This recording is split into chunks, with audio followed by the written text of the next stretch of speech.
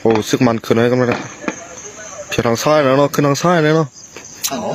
ท่านอีแต่ผมหมดแต่ตังเลยมั้งอะไรวะแค่หนู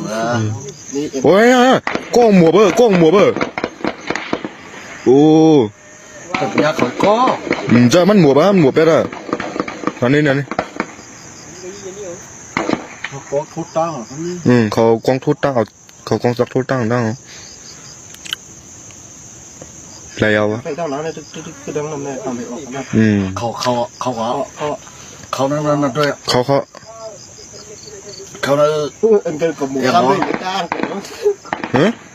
มันก็ไปหมูไปจ้างหัวน้ำหักตามิ้วหนานึกกันเหรออ๋อแล้วนี่วะเห็นนะทำไมได้ทั้งเราติดโฟนอ๋อยี่ต้องตอนนี้เขาผับก้นเขาเยอะนั่นโอ้ตุ้ยเก่งกันทำเสียเลยมึงจัดอ่ะ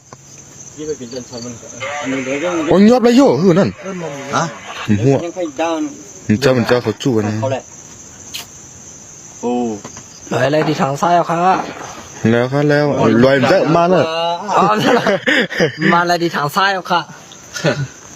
ย่อลอยแล้วมีตั้งอย่างนั้นไม่ได้ย่อขาแล้วขาย่อว่าลอยได้ถึงมาด้วยแผ่นลอยฝอยคือตาเขาเล่นที่แล้วนี่ว่าตั้งหลังที่ไหนก็หนักผูกกันขึ้นมานะมือก็คือหนีกันคนหมดที่เป็นเดินชนตียากจะห้อมยันตัวทุบไล่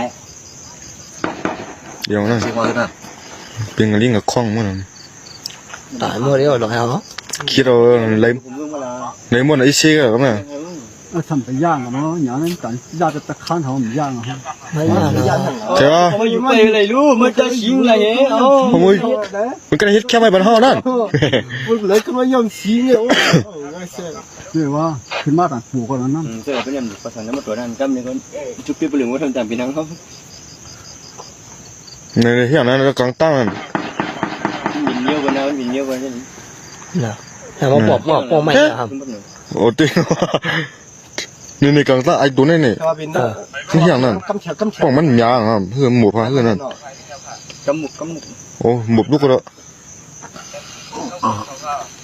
ดื้อเรื่องก็แล้วเนี่ยผมเลยโอ้เนี่ยป้าพี่ผู้โคเปียกนี่เขาว่าเขานั่นมาในศูนย์เจ้าหน้าเนี่ยขึ้นมาเขาในที่นั่นหุ่นนั่นมาครับผมมาป้าพี่ผู้ปัดต้อนป้าพี่ผู้นั่น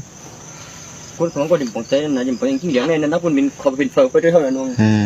น่ะนี่เขามันนั่นเองนะเขาได้แล้วเขาพันตัวเหรอนั่นนี่เป็นมาติดตั้งมาสมัครตั้มหนึ่งนั่นน่ะน้องก็ตั้มหนึ่งนั่นนี่โป้หรอแล้วเขาไปดีว่าเขาเหมือนกันมากแน่นอนนะโอ้ซึกมันขึ้นเลยกันเลย